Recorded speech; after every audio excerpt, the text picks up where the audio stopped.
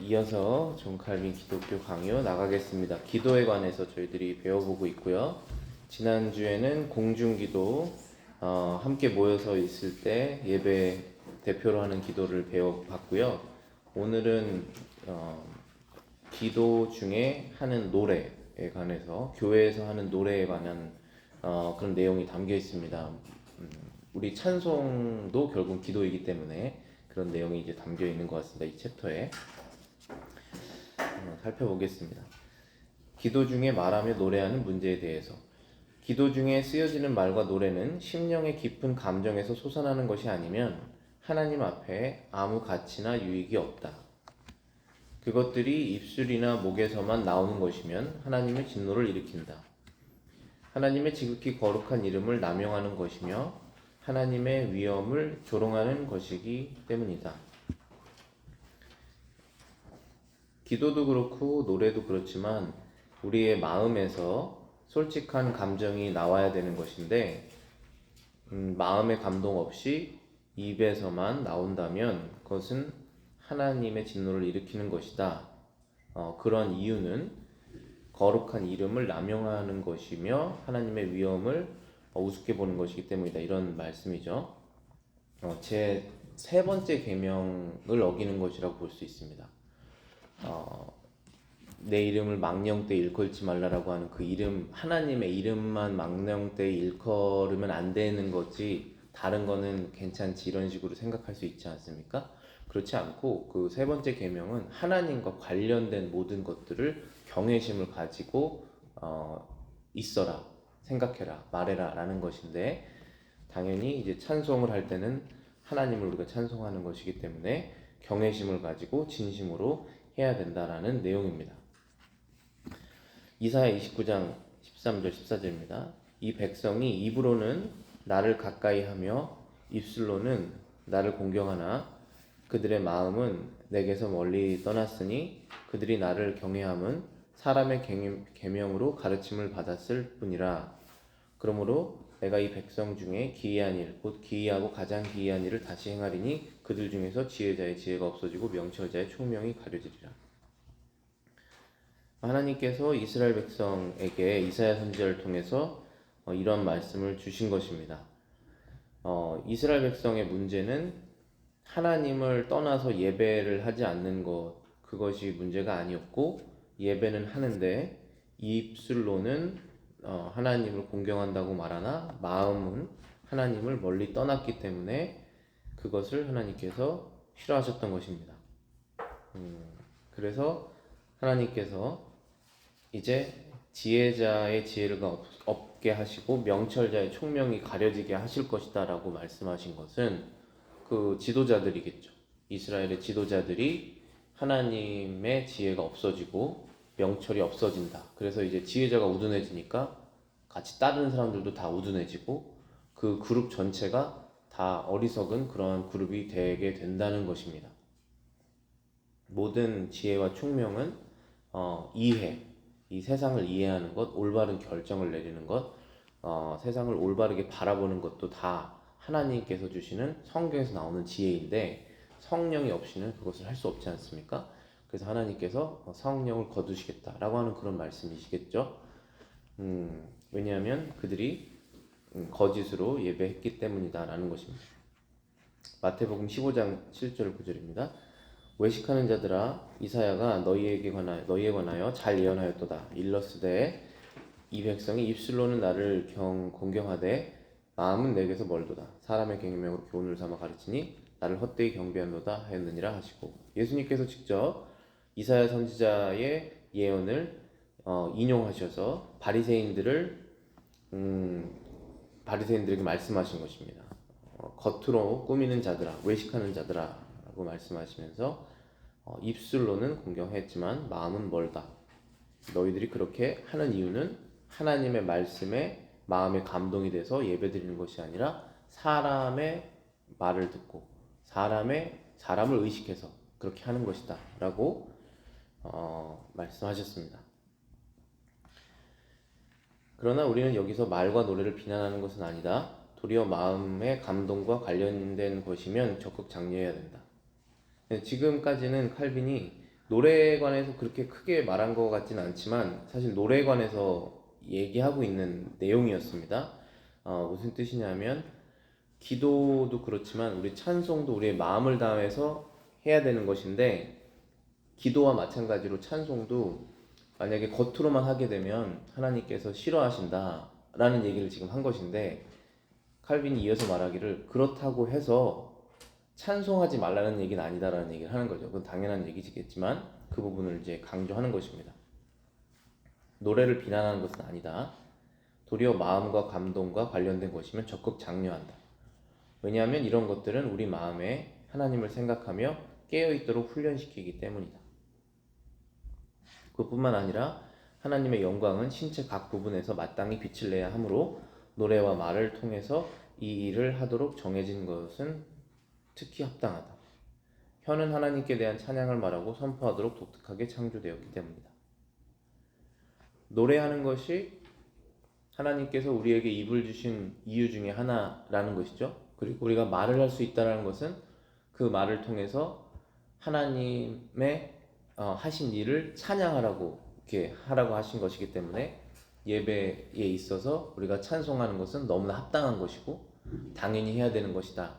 그리고 더더욱이 그 찬송을 마음의 감동을 가지고 올바르게 한다면 우리는 그것을 더욱더 장려해야 된다. 왜냐하면 찬송은 우리의 마음을 감동시키기 때문이다 라고 말하고 있는 것입니다. 실제로 그렇죠. 저희가 어떤 모임을 하더라도 찬송이 있는 것과 찬송이 없는 것은 좀 다릅니다. 똑같은 마음으로 똑같은 경외심을 가지고 모여 있지만 찬송을 부르고 모임을 하는 것과 찬송이 없는 상태에서 말만 하는 것은 조금 다르죠. 그래서 이 찬송이라는 것은 잘만 한다면 우리 모두를 마음에 감동을 주고 또 그 감동된 마음으로 하나님께 더 잘 우리가 예배드릴 수 있게 한다. 그러니 적극 장려하는 것이 맞다. 그러나 기도와 마찬가지로 찬송도 입으로만 하면 안 된다. 마음에서 우러나는 마음으로 하나님께 드려야 된다. 그런 얘기를 하는 것이죠. 교회 노래에서 조금 더 이제 설명합니다. 그래서 덧붙여 교회에서 노래를 부르는 관습을 논한다면 이것은 매우 오래된 것뿐 아니라 사도들 사이에서도 사용된 것이다. 칼빈이 있었을 당시에 1500년대 그때에만 노래나 이런 것이 시작된 것이 아니라 사도 시대 때부터 찬송이라는 것은 있었다. 사실 구약부터 찬송은 다 있었죠. 레위 지파가 찬송을 했었던 그런 담당을 했었지 않습니까? 부분 몇 가지 읽어보겠습니다. 고린도전서 14장 15절입니다. 그러면 어떻게 할까? 내가 영으로 기도하고 또 마음으로 기도하며 내가 영으로 찬송하고 또 마음으로 찬송하리라. 골로새서 3장 16절입니다. 그리스도의 말씀이 너희 속에 풍성히 거하여 모든 지혜로 피차 가르치며 권면하고 시와 찬송과 신령한 노래를 부르며 감사하는 마음으로 하나님을 찬양하고.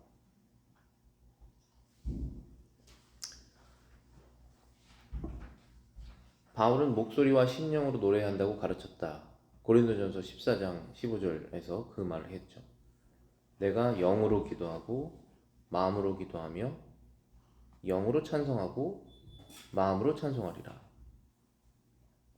찬송은 입으로 목소리로 하는 것이지만 내 안에 있는 성령으로 한다는 것입니다. 내가 영으로 기도한다. 우리 안에 있는 성령을 힘입어서 찬송하고 기도한다는 것이죠. 마음으로 기도하며 마음으로 찬송한다. 또 바울은 신자들이 서로 덕을 세울 수 있는 신령한 노래를 하라고 권장한다. 골로새서 3장 16절에 말씀하셨죠. 그리스도의 말씀이 너희 속에 풍성히 거하여 모든 지혜로 피차 가르치며 권면하고 시와 찬송과 신령한 노래를 부르며 감사하는 마음으로 하나님 찬양하라. 하나님의 말씀이 우리 안에 풍성히 거한 상태에서 모든 지혜로 피차 가르친다. 이사야 선지자를 통해서 하나님께서 말씀하셨던 그 저주랑은 다르죠. 그 지도자들의 지혜가 없어지게 하실 것이라고 말씀하셨는데, 지금 골로새서에 보면은 일반 성도들도 하나님의 말씀으로 충만해져서 지혜가 생겨서 서로 가르칠 수 있다 라고 말씀하시지 않습니까? 그러니까 여기에서 핵심은 성령이죠. 성령이 우리 마음속에 주인이 되셔서 성경을 이해할 수 있는 능력을 주시고, 그래서 서로 지혜가 없는 우리의 삶의 부분들이 있지 않습니까? 그 부분은 어떤 부분이죠? 다르게 말하면은 하나님의 말씀이 내 삶의 영역에서 영향 주지 못하고 있는 영역이죠. 그 부분들을 서로 발견해서 지혜를 줄 수 있다. 왜냐하면 우리는 다 다릅니다. 여러분들이 잘 하고 계시는 부분들이 다 다르실 거예요. 어떤 분은 모든 영역에서 잘 하실 수도 있지만, 대부분은 한 영역이 주로 강하고 다른 영역이 약하고 하지 않습니까? 그러면은 그 부분을 먼저 경험하고 지혜롭게 해결해 봤던 사람이, 잘 하는 사람이 서로 지혜로 하나님의 말씀으로 권면할 수 있죠. 그것은 그 사람이 뭐 더 대단해서 그런 것이 아니라 사람이 다 다르기 때문에 그렇습니다. 하나님의 교회에 모여 있는 사람이. 그래서 서로 권면하는 것이 필요합니다. 여러분들 우리 그룹 안에서도 그런 일이 늘 일어나야 된다고 믿습니다. 그 다음에는 찬송 부분을 이제 말하고 있죠. 골로새서 3장 16절에 시와 찬송과 신령한 노래를 부르며 감사한 마음으로 하나님을 찬양하라 라고 명령하고 있습니다. 우리를 권하고 있죠. 그래서 노래라는 것은 우리에게 필요한 것이다 라는 것입니다. 다음 쪽 보시겠습니다. 하나님과 천사들 앞에서 합당하고 엄숙하며 조화를 이룬 노래를 한다면 그것은 확실히 거룩한 행동에 위엄과 운치를 더한다. 하나님과 천사들 앞에서 합당하고 엄숙하며 적당히 조화를 이룬 그런 노래를 한다면 확실히 거룩한 행동이고, 그것이 우리의 예배에 위엄을 더한다. 좋은 분위기를 더한다라는 것입니다. 우리의 마음속에 기도에 대한 진실한 열성을 불붙이는데 가장 큰 가치가 있다. 때로는 찬송이 우리의 마음을 기도하는 데 이끄는 데 가장 큰 역할을 하기도 합니다. 그래서 찬송은 필요하고 해야 한다라는 얘기죠. 근데 칼빈이 여기 이런 말씀을 이어서 썼습니다. 그러나 우리는 멜로디에 더 귀를 기울이고 가사의 영적 의미에는 관심을 덜 갖는 일이 없도록 주의해야 한다. 지금 저도 기독교 강의 오랜만에 다시 읽어보면서 이 부분을 말을 하길래 조금 놀랐어요. 왜냐면은 이때 당시에 교회 음악을 들어보시면은 굉장히 단조입니다. 시편 찬송을 부르는 교회들이 있거든요. 저희는 지금 모든 교단이 다 이 한국 찬송가, 통합 찬송가 쓰잖아요. 이게 굉장히 특이한 현상인데, 우리나라는 이게 하나 있지 않습니까? 그런데 이 안에는 다양한 찬송가가 있어요. 그래도 하나님의 은혜 가운데 여기 안에 있는 대부분의 찬송가들은 다 좋은 찬송가입니다. 그래서 오랫동안 살아남았고, 찬송가가 만들어졌다가 금방 사라지기도 하잖아요. 그래서 사람들에게 불리고 이렇게 남고 한 그런 찬송가들이 있고, 특별히 우리나라에서 우리가 자체적으로 만든 찬송가는 많이 없고 대부분 번역된 찬송가잖아요. 그거는 오랫동안 교회가 전통적으로 인정하고 받아들였던 몇백 년 된 찬송가들이 있는 거지 않습니까? 이런 찬송가가 이렇게 있고, 미국에서 이제 장로교든지 이런 교리가 좀 다르지 않습니까? 그러면서 이제 쓰는 찬송가 조금씩 달라요. 그래서 저희 교단은 트리니티 힘너를 주로 쓰는데 거기는 한 600, 700곡 정도 들어있어요. 그 찬송가 말고 살터라고 시편 찬송, 그러니까 가사가 아예 다 시편이에요. 사람이 지은 작사가가 없고 4시편입니다. 시편 1편부터 150편에다가 음만 붙인 거예요. 왜냐면 그것만큼 가사가 정확할 수 없기 때문에. 그러니까 정확한다는 것은 정확하게 하나님께서 기뻐하시는 가사, 그 바가 시편이지 않습니까? 오류가 없으니까. 거기에다 이제 음만 붙이는 것인데, 이 음이 굉장히 단조해요. 그 시편 찬송 그 살터를 들어보시면은 지금 한국에도 시편 찬송이 있거든요. 시편 찬송가. 그러니까 나왔어요 얼마 전에. 그것도 굉장히 단조입니다. 제가 이 단조라는 것을 강조드리고 싶은 거는 뭔가 되게 차분해지고 어쩌면 조금 우울한 느낌도 있고 그런 게 단조거든요. 그때 칼빈 당시에 교회 음악은 다 이랬을 거예요. 지금처럼 뭐 신나게 뛰고 점프할 수 있는 노래는 전혀 없을 거거든요. 그런데도 칼빈이 멜로디에 더 귀를 기울이는 걸 주의해라는 얘기를 했다는 거가 굉장히 인상 깊더라고요. 그러니까 이 노래라는 것은 굉장히 파워풀하기 때문에 사용해야 되는데 이 강력한 도구를 사용하다 보면 잘못 사용하면 더 해를 입을 수 있잖아요. 그렇지 않습니까? 여러분들이 조그만한 나무를 자르려면 톱으로 사용하면 그래도 힘은 굉장히 들지만 뭐 큰 부상 당할 일은 그렇게 없잖아요. 하지만 여러분들이 체인소를 쓴다든지 테이블 소를 써면 그거는 진짜 주의해야 되지 않습니까? 큰 사고 날 수 있잖아요. 그런 것 같은 이제 능력 있는 도구라는 것입니다. 이 멜로디라는 게. 그래서 이제 칼빈이 주의해야 된다. 멜로디에 더 귀를 기울이고 가사의 영적 의미에 덜 관심 갖는 주의해야 된다. 그래서 저는 이 음악에 관해서 신앙이 성장하면서 세상 음악을 거의 안 듣습니다. 세상 가사, 세상 노래. 그러니까 그 유행가잖아요. 저도 많이 부르고 뭐 대학교 때 친구들이랑 많이 부르고 했는데 일단 가사 자체가 하나님께서 기뻐하지 않는 가사잖아요. 그리고 음악도 나를 기쁘게 하는 것이 내가 내 안에 있는 성령과 말씀과 천국에 대한 소망과 감사와 이걸로 내가 기쁜 상태와 비트가 나를 기쁘게 하는 거랑은 전혀 다르지만 기쁜 느낌은 비슷하잖아요. 그래서 더 하나님께 나아가는 것을 방해한다고 저는 생각이 들더라고요. 내가 주 예수가 없이는 살 수가 없다. 기쁨이 없다라고 하는 이 찬송가를 내가 믿고 그게 정말 사실이라면 없는데도 나를 기쁘게 하는 것들은 주의해야 된다는 거가 저의 주장이라는 것이죠. 저의 결론인 거예요. 근데 칼빈도 비슷한 얘기를 하고 있는 것입니다. 멜로디에 더 귀를 기울이고 가사의 영적 의미에는 덜 관심 갖는 일이 없도록 그렇게 되지 않도록 해야 한다. 주의해야 된다. 어거스틴도 이러한 위험성을 많이 염려해서 어떤 때는 아타나시우스가 준수한 관례가 확립되기를 원했다고 한다. 아타나시우스는 음성의 굴절을 적게 사용해서 노래하기보다는 말하는 것처럼 들리도록 명령했다. 그러나 노래에서 받는 유익이 많다는 것은 인정했다.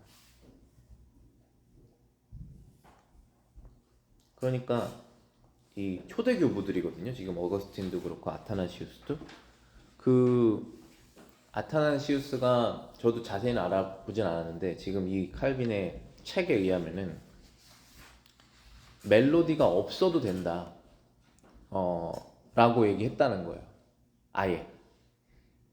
근데 이제 어거스틴은 아무리 그래도 멜로디가 있는 것이 더 유익하다라는 결론을 냈다는 것이죠. 근데 아타나시우스가 그 멜로디에 더 사람들이 이렇게 관심을 갖도록 멜로디를 너무 많이 사용하지 않는 것이 좋다라고 얘기를 했다는 거예요. 그래서 칼빈도 그 부분을 인정했다는 것입니다. 아니 칼빈이 아니라 어거스틴이. 그래서 적절함이 유지된다면 노래를 부르는 것은 확실히 거룩하고 유익한 일이다. 그러나 감미로운 느낌과 귀의 즐거움만을 위해 작곡한 노래는 교회의 위험에 합당치 못한 것이며 반드시 하나님을 지극히 불쾌하게 만들 것이다. 이게 굉장히 영적인 것입니다. 우리의 삶이.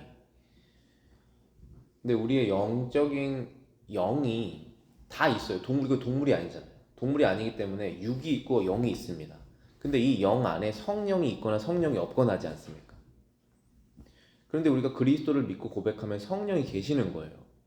내가 잘 인식하든 잘 인식하지 못하든 성령이 계시는 거예요. 그리스도를 나의 구주로 고백하면. 그것이 성경의 정의입니다. 그것이 사실이에요.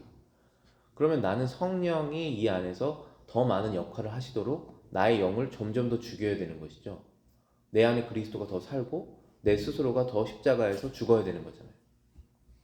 그런데 음악이라는 것이 더 성령께서 역할을 많이 하실 수 있도록 사용될 수 있는 강력한 도구임과 동시에 이 멜로디라는 것은 성령이 역사하지 않아도 내 마음이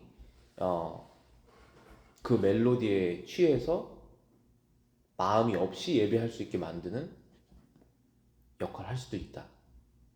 라는 거죠.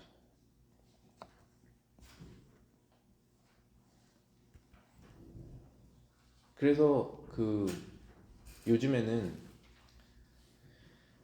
그러니까 저도 이제 이 신학의 길로 들어설 때는 굉장히 감성적인 신앙이었거든요.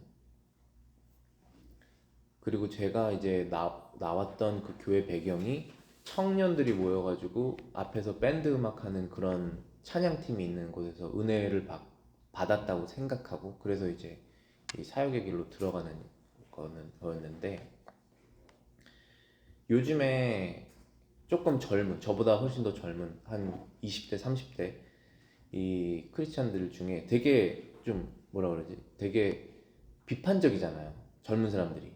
왜 꼭 그렇게 해야 돼? 막 이런 그런 생각들이 있지 않습니까? 반항적이고. 그래서 기존에 했던 거를 늘 반항하잖아요. 그게 젊음의 어떤 특징인데 그 사역자들이 왜 꼭 수련회는 그렇게 해야 돼? 이런 식의 의구심을 갖는 거. 왜 수련회는 꼭 그렇게 불을 끄고 엄청 찬양을 크게 틀고 꼭 막 엄청 울고 꼭 막 다 뛰어다니고 그렇게 해야 돼. 그래야지 은혜를 받았다고 하는 거야. 라는 비판적인 목소리를 많이 내더라고요. 그러니까 음악이 사람을 그렇게 만들 수 있다는 것이죠. 그럼 음악을 딱 끄고 그 똑같은 음악에 있는 가사 메시지를 그대로 만약에 말을 한다면 단조의 형태로 만약에 음을 실어서 똑같은 현상이 일어나겠느냐 라는 것이죠. 그러니까 어떤 부분에 우리가 감동돼서 그 감동을 표출했느냐 그것이 멜로디였냐 아니면은 비트였느냐 아니면 가사의 감동이었느냐 그거를 얘기하는 것이지 않습니까? 그래서 그것을 주의해야 된다라고 칼빈이 이때부터 얘기를 했다는 것이 굉장히 인상 깊었습니다. 33번째 주제 보시겠습니다. 기도는 일상 언어라야 한다. 공중기도는 헬라어나 라틴어로 드릴 것이 아니라 전 회중이 이해할 수 있는 언어를 사용해야 된다는 것이 명백하다. 온 교회의 덕을 세우기 위해서 이렇게 해야만 한다. 이해되지 못하는 말은 교회에 아무 유익도 주지 못한다. 고린도전서 14장 16절 17절입니다. 그렇지 아니하면 내가 영으로 축복할 때에 알지 못하는 처지에 있는 자가 내가 무슨 말을 하는지 알지 못하고 내 감사에 어찌 아멘하리요. 너는 감사를 잘하였으나 그러나 다른 사람은 덕세움을 받지 못하리라. 교황주의자들이 이러한 방자한 짓을 아무 거리낌 없이 하는 것을 보면 놀라지 않을 수 없다. 그들은 태연하게 외국어로 장황한 기도를 장엄하게 드리지만 그 말의 뜻은 그들 자신도 한마디도 이해하지 못하고 다른 사람들이 이해하는 것도 원하지 않는다. 여기서 기도는 일상 언어로 해야 된다라고 이제 설명을 하며 모국어로 모든 사람이 이해할 수 있는 말로 해야 된다라고 하는 것은 덕을 세우기 위함이라는 것입니다.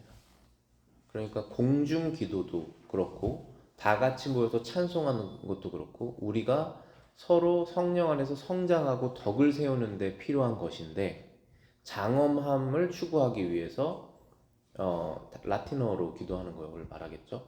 라틴어로 기도를 한다면 장엄하게 느껴질지 모르겠지만 칼빈이 여기서 굉장히 비판적으로 얘기한 거죠. 본인도 무슨 말인지 정확하게 모르고 듣는 사람도 아무도 이해하지 못한다. 그러면 누구를 위해서 기도한 것이냐라는 것입니다. 하나님께 마음을 다해서 본인도 기도를 못했고 듣는 사람들도 이해를 못했다면 그 기도는 굉장히 외식적인 기도라는 것이죠. 자신을 높이기 위한 기도라는 것입니다. 그래서 모두 다 이해할 수 있는 말로 해야 된다. 여기서 고린도전서 14장을 칼빈이 이용한 이유도 방언에 대한 내용이었거든요. 이게 방언이 외국어를 하는 거지 않습니까? 그 방언의 은사를 받은 사람이 은사를 남용해서 모여 있을 때 우리가 지금 한국어를 하는데 갑자기 전혀 알지 못하는 다른 나라의 말로 누군가 기도를 한다면 그것은 아무에게도 덕이 안 된다. 16절에도 말씀하셨듯이 너가 모든 것을 하나님의 축복을 전하는 기도를 해도 누가 그 감사에 아멘 할 수 있겠느냐, 무슨 말인지 이해를 못 하는데 너는 감사를 잘했으나 다른 사람은 덕세움을 받지 못하리라. 여기 방언의 은사를 받은 사람은 이때 당시 기적적인 은사였기 때문에 자기 모국어를 하는 것처럼 완벽하게 다른 나라 말을 할 수 있게 된 현상입니다. 그렇기 때문에 그 사람은 무슨 말인지 알고 있죠, 자기가 기도하는 것을. 그래서 너는 감사를 잘하였으나 다른 사람은 덕세움을 받지 못했다. 그러니 은사를 받은 것을 그렇게 남용하지 말아라. 공중기도를 할 때 방언하지 말아라. 통역하는 자가 없으면, 그 얘기를 하신 거잖아요. 그런데 지금 이때 당시에 칼빈 시대에 다 독일말을 쓰고 있는데, 다 영어를 쓰고 있는데 라틴어로 나와서 주교가 기도를 한다면 누구를 위해서 기도하는 것이냐 라고 얘기를 하는 것이죠. 다 알아들 수 있는 말로 해야 되는 것이다. 하나님을 위엄 있게 예배한다는 것은 분위기로 나오는 것은 아니다.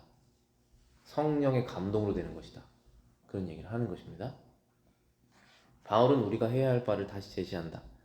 고린도전서 14장 15절입니다. 그러면 어떻게 할까? 내가 영으로 기도하고 또 마음으로 기도하며 내가 영으로 찬송하고 또 마음으로 찬송하리라.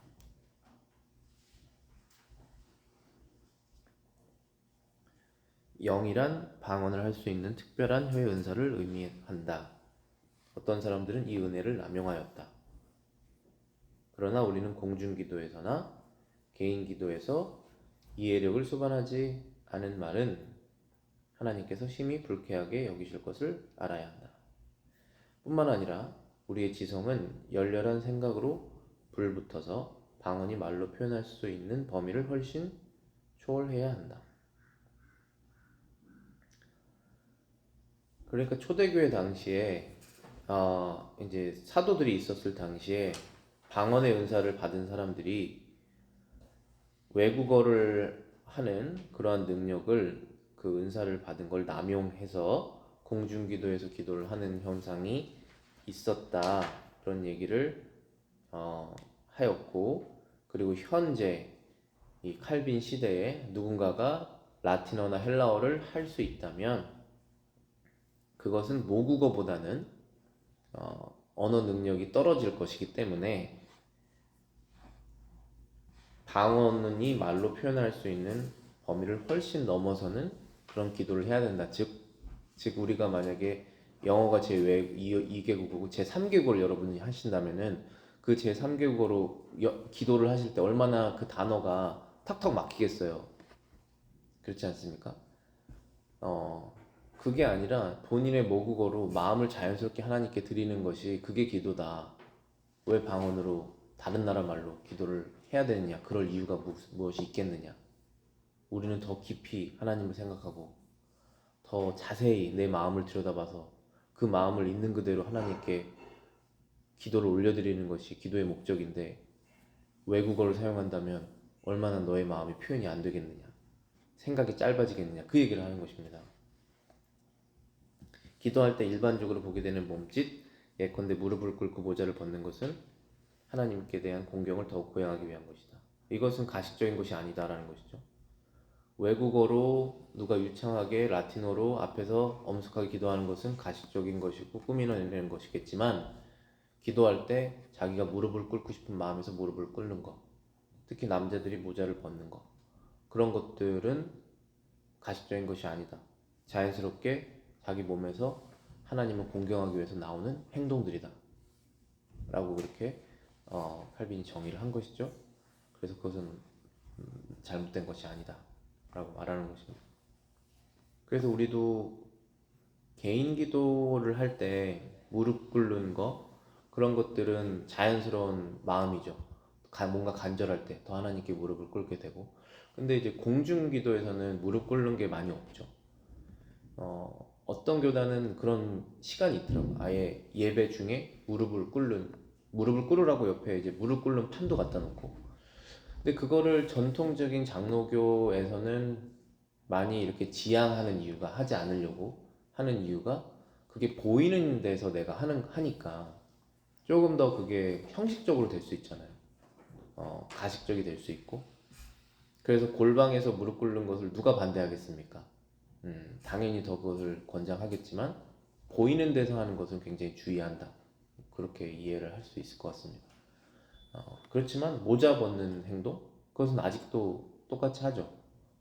다 이렇게 뭐 야구 모자나 뭐 이렇게 쓰고 있으면은 남자들이 기도할 때는 다 모자를 벗고 기도를 하잖아요. 음, 그런 모습들은 경건한 모습이라고 칼빈이 말하고 있습니다. 기도하겠습니다.